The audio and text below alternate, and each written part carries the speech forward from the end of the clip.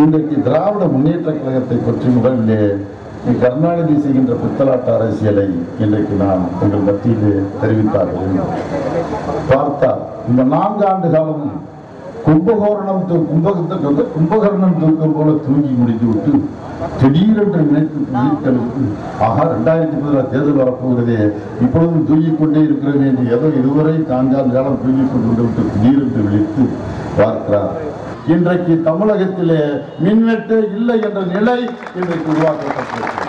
தமிழகம் மின் உற்பத்தியில் தன்னிறைவு பெற்ற மாநிலம் என்ற நிலையை வெற்றியேற்றி இருக்கின்றோம். ஏற்கனவே மதுவின் ஊற்றுக்கண்ணே திராவிட முன்னேற்ற கழகம் தான். 1974 வரை தமிழகத்திலே மதுவிலக்கு அமலிலே இருந்தது. சண்டாளன் கருணாநிதி முதலாக இன்றைக்கு தமிழகத்திலே மதுவை திறந்து வைத்தது இன்றைக்கு திராவிட முன்னேற்ற கழக ஆட்சியிலே அல்ல. கருணாநிதி தமிழகத்திலே மதுவிலக்கை எடுத்துவிட்டு மதுவை அறிமுகப்படுத்திவிட்டு இன்றைக்கு யோக்கியம் நேசம் கொள்கிறார்கள். நான் ஆட்சிக்கு வந்து மீண்டும் ஆட்சிக்கு வந்தால் நாங்கள் மதுவிலக்கை அமல்படுத்துவோம் என்று இங்கே புதியதாக இப்பொழுது மக்களை ஏமாற்ற முயற்சிக்கிறார்.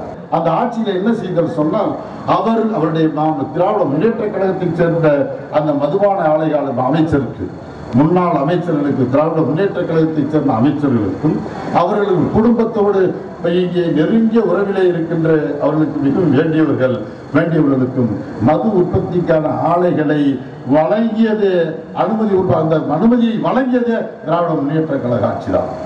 ஆக மதுவின் ஊற்றுக்கண்ணாக இருந்துவிட்டு நீங்க அத்தனையும் மதுவிலே தமிழகத்தை திறந்து விட்டு இப்பொழுது ஏற்கனவே பல முறை நான் அமுல்படுத்துவேன் என்று சொல்லிவிட்டு மதுவிலக்கு மக்களை ஏமாற்றி இருக்கின்ற கபட நாடகத்தை இன்றைக்கு யாரும் மக்கள் மறந்துவிட மாட்டார்கள்.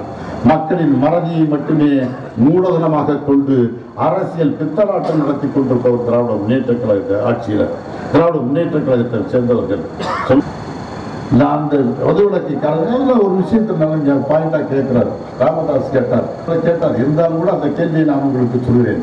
திராவிட முன்னேற்ற கழக ஆட்சியிலே திராவிட முன்னேற்ற கழகத்தை சேர்ந்த அமைச்சர்கள், முன்னாள் அமைச்சர்கள் நடத்துகின்ற ஆலை எல்லாம், அவருடைய குடும்பத்தை சேர்ந்தவர்கள் எல்லாம் முதலிலே இந்த மதுவிலக்கு அமல்படுத்துவதற்கு முன்பாக நீ அமல் செய்வாய், ரத்து செய்வாயா, நிறுத்துவாயா என்று கேட்கிறார்.